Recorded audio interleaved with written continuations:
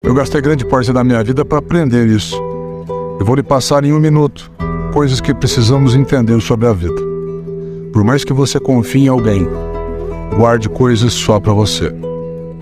Você se torna uma força invencível quando você se dá conta que você pode fazer sozinho. Não importa que algumas pessoas não gostem de você.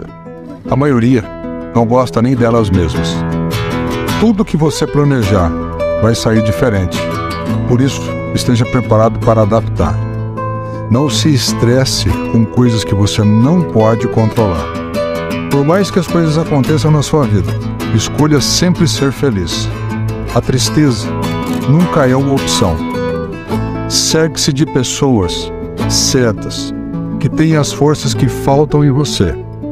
E se você quiser construir algo que tenha valor, esteja preparado para as críticas. Pense nisso.